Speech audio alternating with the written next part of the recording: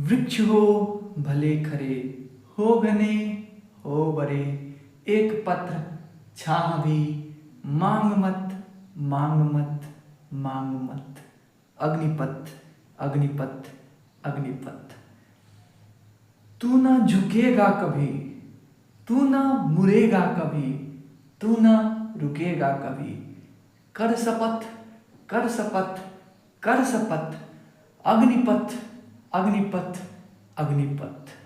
यह महान दृश्य है, चल रहा मनुष्य है, अश्रु सेद रक्त से लथपथ लथपथ लथपथ।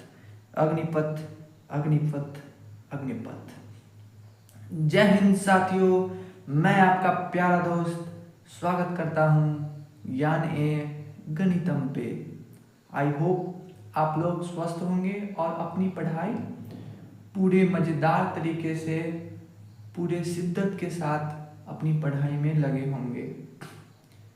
जैसा कि आप लोगों को पता होगा कि हम लोग एक नया क्रैश कोर्स लॉन्च किया है, जिस क्रैश कोर्स में हम लोग क्या क्या करने वाले हैं इस पे पर्टिकुलर एक वीडियो बन चुका है और इस चैनल के क्रैश कोर्स वाले प्लेलिस्ट में अपडेट हो चुका है।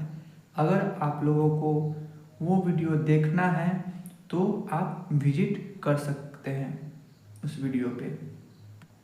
इस वीडियो में हम लोग NCERT वॉल्यूम 2 के 10th चैप्टर का पहला एक्सरसाइज विथ एग्जाम्पल सॉल्व करने वाले हैं, जो कि काफ़ी महत्वपूर्ण है उन स्टूडेंट के लिए जो बिहार बोर्ड साइंस स्ट्रीम के स्टूडेंट है और क्लास 12 में जिसका मेन सब्जेक्ट और ऑप्शनल सब्जेक्ट मैथमेटिक्स है।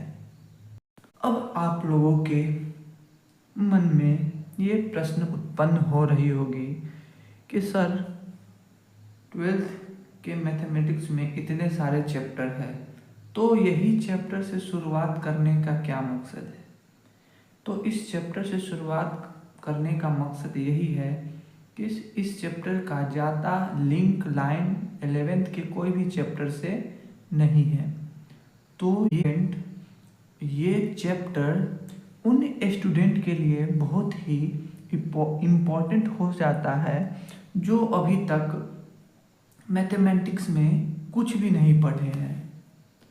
उन लोगों के लिए ये बहुत ही इम्पोर्टेंट चैप्टर हो जाता है, क्योंकि इस चैप्टर से हम लोग मैक्सिमम 10 to 12 मार्क्स उठा सकते हैं और बहुत ही कम समय में।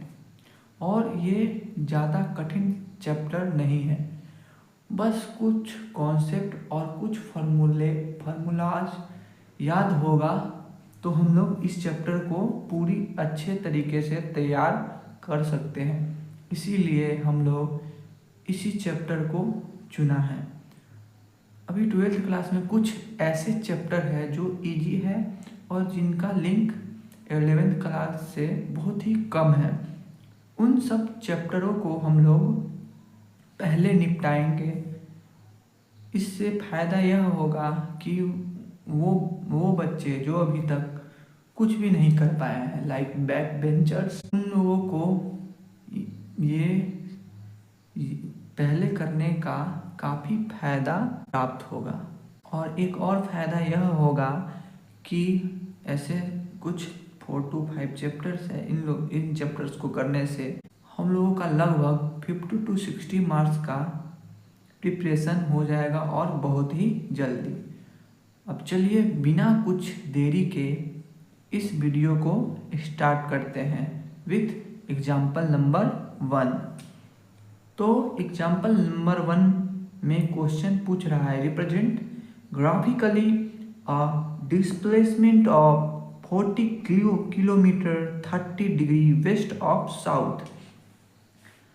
अब इस क्वेश्चन को करने से पहले हम लोगों को ये जानना ज़रूरी होगा कि हम लोग डायरेक्शंस को, दिशा को ऑन पेपर कैसे दर्शाते हैं, कैसे प्लॉट करते हैं।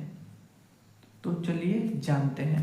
जैसा कि हम लोग जानते हैं, ज्योग्राफिकली भौगोलिक दृष्टि से नॉर्थ जो डायरेक्शन होता है वो लेफ्ट में होता है, साउथ राइट में होता है, ईस्ट सामने होता है और वेस्ट पीछे होता है। लेकिन ऑन पेपर जो नॉर्थ डायरेक्शन होता है वो सामने की ओर होता है, और जो साउथ डायरेक्शन होता है वो नीचे की ओर होता है, ईस्ट राइट में और वेस्ट लेफ्ट में। तो हम लोगों को 30 degree west of south plot करने के लिए बोल रहा है, और 40 किलोमीटर। और ये क्या है? डिस्प्लेसमेंट है। हम लोग जानेंगे कि डिस्प्लेसमेंट जो होता है एक वेक्टर क्वांटिटी होता है। अगले क्वेश्चन के माध्यम से हम लोग इस चीज़ को जानने की कोशिश करेंगे। अब चलिए, 30 डिग्री वेस्ट इधर हो गया और साउथ इधर हो गया, तो हम लोग का वेस्ट ऑफ साउथ इधर की ओर कहीं होगा। तो 30 डिग्री वेस्ट ऑफ साउथ इधर की ओर होगा। और कितना किलोमीटर है? 40 kilometre from origin to P. तो ओपी जो हो गया, ओपी हो गया 30 डिग्री वेस्ट ऑफ साउथ हो गया। हम लोग का पहला क्वेश्चन सॉल्व हो गया।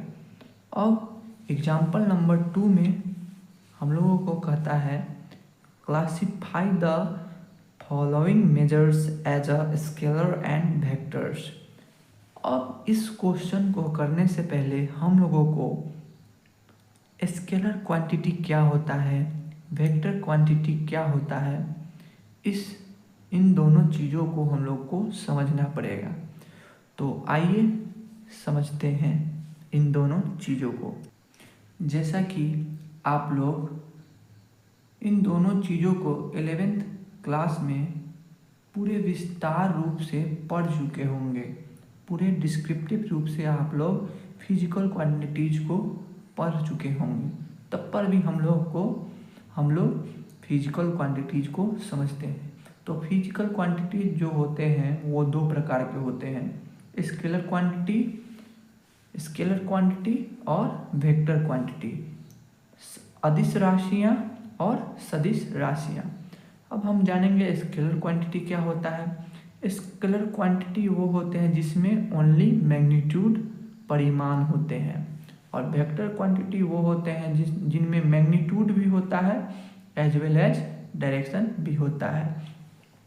स्केलर क्वांटिटी के कुछ एग्जाम्पल है डिस्टेंस, स्पीड, एरिया।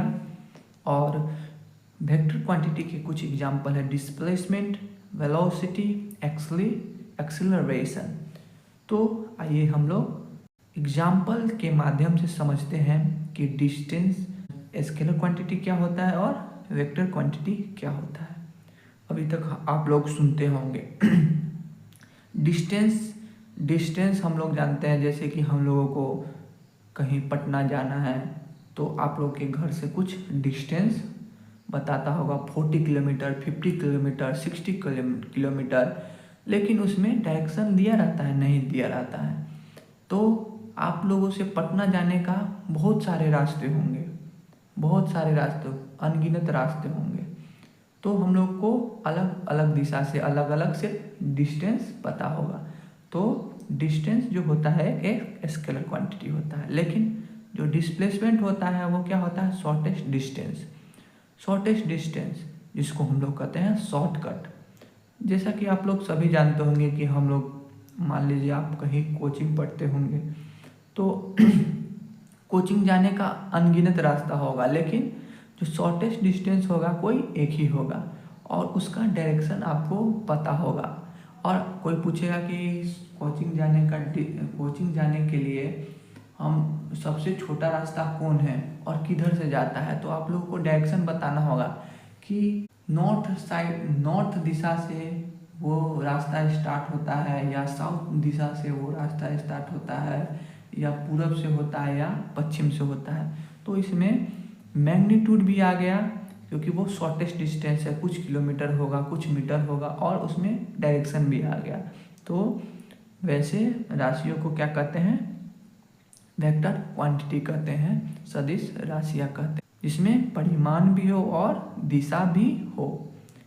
इसका मुख्य है displacement, velocity, acceleration, force etcetera, ये सब इसके एग्जाम्पल हैं।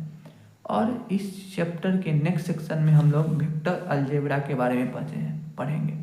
अलजेब्रा के बारे में आप हम लोग जानते हैं, अलजेब्रा मतलब जोड़, घटाव, गुना, भाग एज इन सिंपल लैंग्वेज। यहाँ पे हम लोग वेक्टर का अलजेब्रा के बारे में जानेंगे। वेक्टर, 2 वेक्टर है या 3 वेक्टर है, उसको जोड़ेंगे कैसे, 2 वेक्टर को घटाएंगे कैसे, 2 वेक्टर को गुना कैसे करेंगे, ये सब चीज़ के बारे में हम लोग जानेंगे। अब नेक्स्ट सेक्शन क्या है, directed line segment. Directed vector को डायरेक्टेड लाइन सेगमेंट भी कहा जाता है।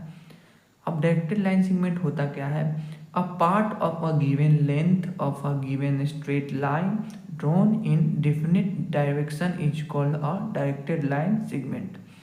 एक कोई लाइन सेगमेंट है जिसका कोई एक ए इनिशियल पॉइंट है और बी टर्मिनल पॉइंट है, और उसका डायरेक्शन हम लोगों को पता रहना चाहिए, और ए और बी के बीच में डिस्टेंस कितना है वही पता रहना चाहिए।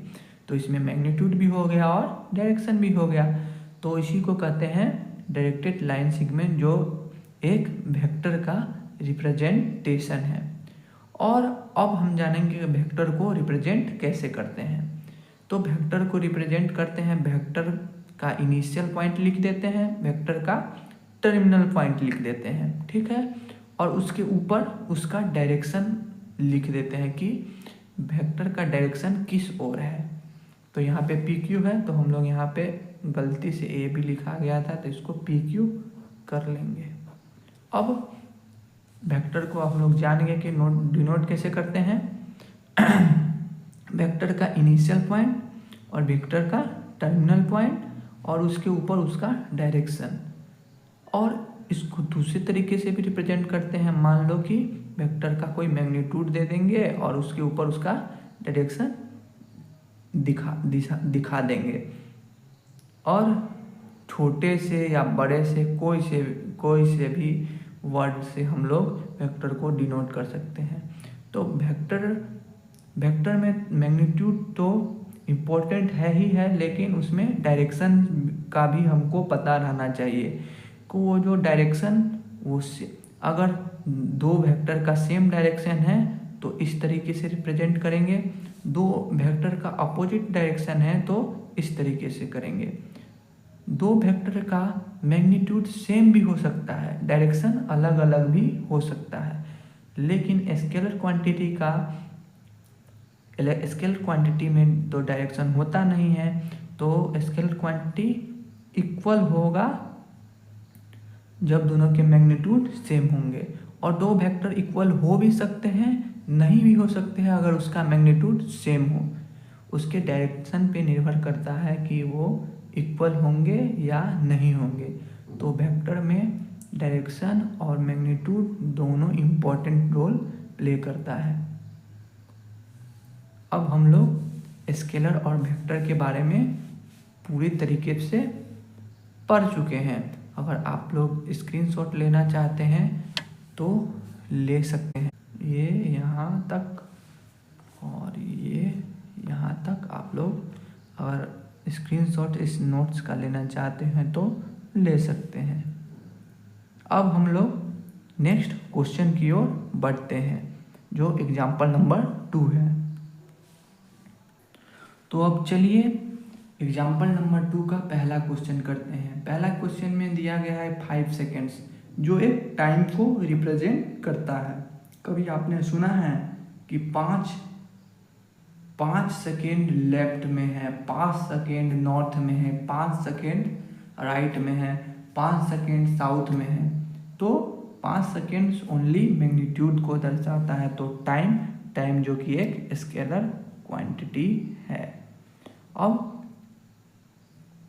1000 सेंटीमीटर क्यूब, 1000 सेंटीमीटर क्यूब, जो एक वॉल्यूम को दर्शाता है, और वॉल्यूम में डायरेक्शन नहीं होता है, तो ये भी एक स्केलर क्वांटिटी है। अब 10 न्यूटन जो होता है वो SI यूनिट ऑफ फोर्स होता है। तो 10 न्यूटन फोर्स को दर्शा रहा है, जिसका फॉर्मूला होता है मास इनटू एक्सेलरेशन। तो एक्सेलरेशन के कारण यहाँ पे डायरेक्शन भी आ गया और मास के कारण यहाँ पे मैग्नीट्यूड भी आ गया। तो यह एक वेक्टर क्वांटिटी हो गया। इसी तरह 30 किलोमीटर पर आवर, तो ये स्पीड को दर्शाता है। जो स्पीड जो है वो एक स्केलर क्वांटिटी है। अब क्वेश्चन नंबर 4 और क्वेश्चन नंबर 6 में एक ही डिफरेंस है। यहाँ 30 किलोमीटर पर आवर है, यहाँ पे 20 मीटर पर सेकेंड टुवार्ड्स नॉर्थ है। तो यह एक वेलोसिटी को दर्शा दिया, तो ये वेलोसिटी हो गया और ये एक वेक्टर क्वांटिटी हो गया। और 10 ग्राम पर सेंटीमीटर क्यूब, यह एक डेंसिटी को दर्शाता है और डेंसिटी में कोई भी डायरेक्शन नहीं होता है। इन सब क्वांटिटी के बारे में आप लोग पूरे विस्तार रूप से 11th क्लास में पढ़ चुके होंगे फिजिक्स में, तो इसमें विशेष ज़्यादा जानने की ज़रूरत नहीं है। और इस चैप्टर से एग्जामिनेशन पॉइंट ऑफ व्यू से बहुत ही कम क्वेश्चन आएगा। अब जो चीज़ इम्पोर्टेंट है इसमें वो है 3rd number question, types of vector. 3rd number जो एग्जाम्पल है वो एग्जाम पॉइंट ऑफ व्यू से इम्पोर्टेंट क्वेश्चन बन जाता है। अब डेंसिटी को क्या कहेंगे? डेंसिटी हो जाएगा स्केलर क्वांटिटी। हम लोगों ने अभी तक पहला एग्जाम्पल सॉल्व कर लिया, दूसरा भी एग्जाम्पल सॉल्व कर लिया। अब हम लोग बढ़ते हैं तीसरे एग्जाम्पल की तरफ। तीसरा एग्जाम्पल में क्वेश्चन पूछ रहा है, in figure which of the vectors are collinear equal co-initial vectors. इस क्वेश्चन को करने से पहले हम लोगों को टाइप्स ऑफ वेक्टर के बारे में पढ़ना होगा। वेक्टर का मैग्नीट्यूड क्या होता है, इक्वल वेक्टर किसको कहते हैं, कोलिनियर किसको कहते हैं, को इनिशियल वेक्टर किसको कहते हैं। तो आइए हम लोग इस क्वेश्चन के पीछे के कॉन्सेप्ट को समझते हैं बारीकियों से। तो आइए पहले हम लोग समझते हैं मॉडुलस ऑफ अ वेक्टर, सदिश का परिमाण। वर्ड से ही लग रहा है परिमाण। The magnitude of a vector is length of the line segment representing it. It is always non-negative. Modulus of a vector A is denoted by modulus of A. ये modulus sign से modulus of a vector A को denote करते हैं। असल में यह modulus of a vector क्या है? मॉडुलस ऑफ अ वेक्टर के मैग्नीट्यूड को बताता है। मान लीजिए कि 10 किलोमीटर डिस्प्लेसमेंट हो गया, तो 10 किलोमीटर डिस्प्लेसमेंट हो गया तो उसमें डायरेक्शन हो गया, और जो 10 किलोमीटर हो गया उसका मैग्नीट्यूड हो गया। तो वो 10 किलोमीटर जो हो गया मैग्नीट्यूड हो गया, तो उसी मैग्नीट्यूड को हम लोग इस साइन से डिनोट करेंगे और मैग्नीट्यूड को दर्शाएंगे। अब आगे चलते हैं जैसा कि क्वेश्चन में पूछा गया था कि इक्वल वेक्टर्स क्या होता है। तो इक्वल वेक्टर्स उसको कहते हैं अगर दो वेक्टर दिया हुआ है और दोनों वेक्टर का सेम मैग्नीट्यूड है, सेम डायरेक्शन है, तभी हम लोग दो वेक्टर को इक्वल वेक्टर कहेंगे। मान लीजिए ए वेक्टर है और बी, ए और बी वेक्टर को तभी हम लोग इक्वल कहेंगे इफ एंड ओनली इफ ए का मैग्नीट्यूड बी का मैग्नीट्यूड बराबर हो और ए और बी के दोनों के डायरेक्शन सेम हो, तभी हम उन दोनों वेक्टर को इक्वल वेक्टर कहेंगे। आगे बढ़ते हैं। अब हम लोग जानेंगे निगेटिव ऑफ अ वेक्टर के बारे में। ऋणात्मक सदिश। Two vectors are said to be negative of each other if, पहला कंडीशन ये है दे हैव सेम मैग्नीट्यूड, दूसरा कंडीशन ये है दे हैव अपोजिट डायरेक्शंस।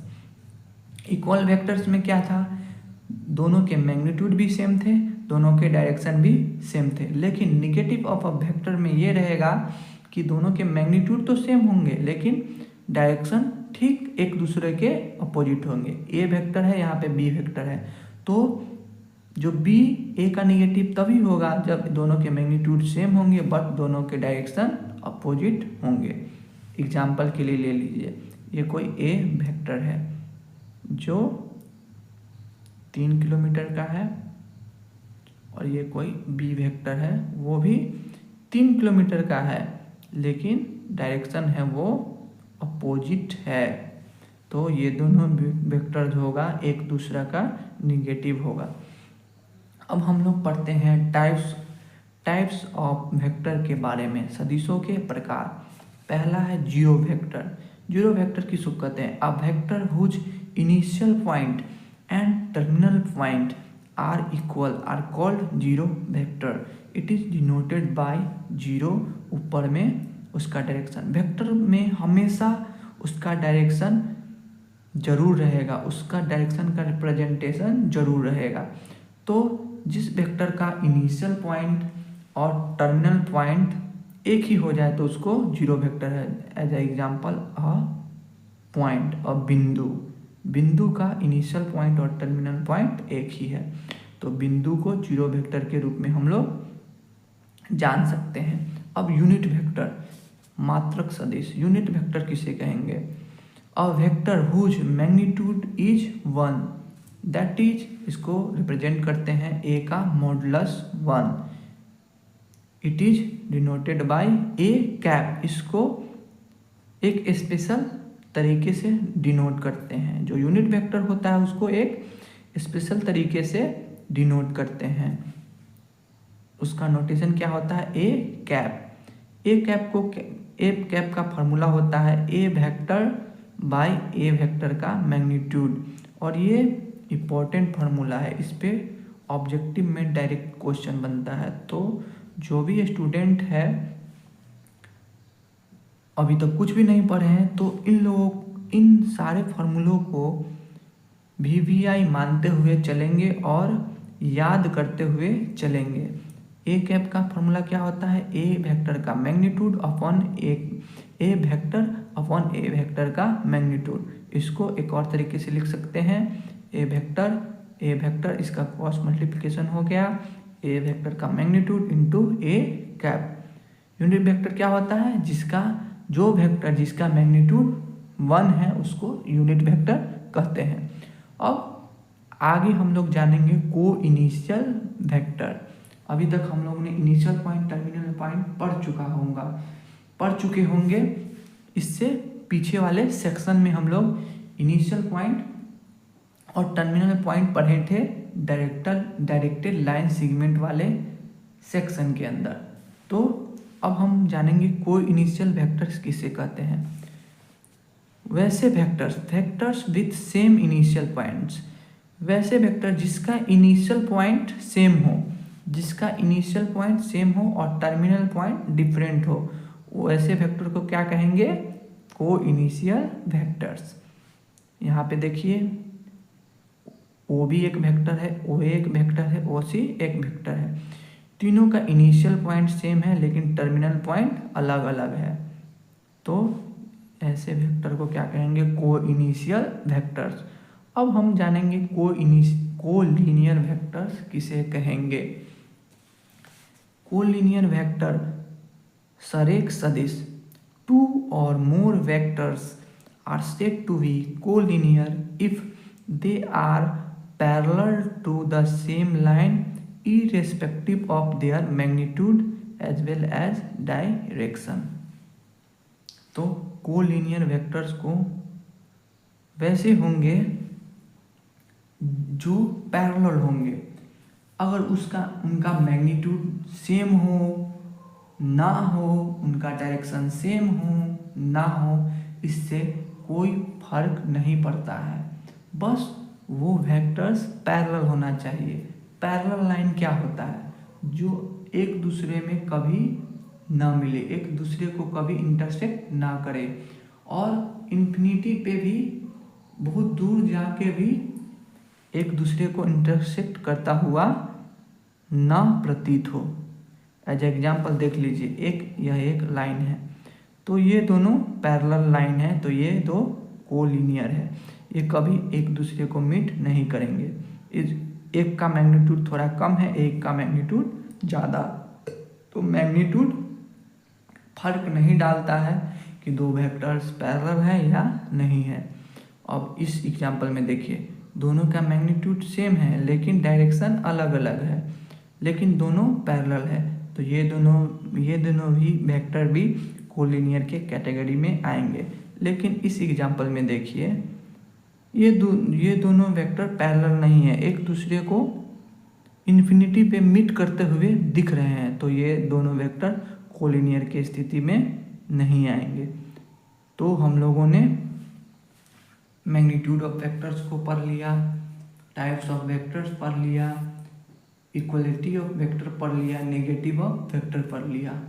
अब आइए हम लोग एग्जाम्पल नंबर 3 एनसीईआरटी का करते हैं, एक्सरसाइज 10.1 का।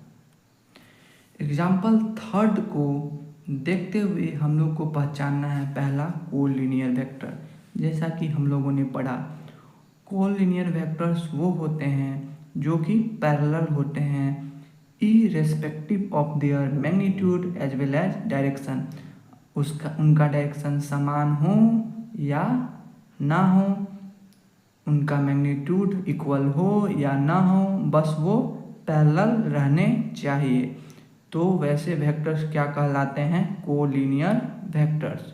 तो आइए इस फिगर में पहचानते हैं कि कोलिनियर वेक्टर्स कौन से हैं। देखिए, वेक्टर ए वेक्टर सी के पैरेलल है, वेक्टर ए वेक्टर सी के पैरेलल है, तो ये भी एक कोलिनियर वेक्टर हुए। और वेक्टर ए देखिए वेक्टर डी के भी पैरेलल है, तो वेक्टर ए और वेक्टर डी भी कोलिनियर हुए। तो इन दोनों का डायरेक्शन अपोजिट है, लेकिन दोनों क्या है? आपस में पैरेलल है। तो vector A vector C vector D आपस में क्या हो गया? कोलिनियर हो गया। और सी डी को भी देखिए, तो क्या हो गए? ए वेक्टर सी वेक्टर डी आपस में क्या हो गए? कोलिनियर वेक्टर्स हो गए। तो vector A vector C vector D क्या हो गए? कोलिनियर हो गए। अब इक्वल वेक्टर्स के बारे में पूछ रहा है, तो हम लोगों ने पढ़ा है कि इक्वल वेक्टर्स किसे कहते हैं? वैसे वेक्टर्स जिनका मैग्नीट्यूड सेम हो और डायरेक्शन भी सेम हो। तो इस फिगर में ऐसे दो ही वेक्टर हैं, वेक्टर ए और वेक्टर सी, जिनका मैग्नीट्यूड भी सेम है और डायरेक्शन भी सेम है। तो vector A and vector C जो हो गए वो हो गए इक्वल वेक्टर्स। अब देखिए, थर्ड पूछ रहा है को इनिशियल वेक्टर। जैसा कि हम लोगों ने पढ़ा है, को इनिशियल वेक्टर उन्हें कहते हैं जिनका इनिशियल पॉइंट सेम हो और टर्मिनल पॉइंट डिफरेंट हो सकते हैं। तो यहाँ पे देखिए, इस इनिशियल पॉइंट से 3 वेक्टर गुजर रहे हैं, वेक्टर बी वेक्टर डी और वेक्टर सी। इन तीनों वेक्टर का इनिशियल पॉइंट सेम है और टर्मिनल पॉइंट डिफरेंट है। तो वेक्टर बी वेक्टर सी और वेक्टर डी आपस में क्या हो गए? कोइनिशियल वेक्टर्स हो गए। तो इसी के साथ हम लोगों ने एक्सरसाइज 10.1 का पूरा एग्जाम्पल सॉल्व कर लिया है। तो आइए अब उनके एक्सरसाइज के क्वेश्चन को सॉल्व करते हैं।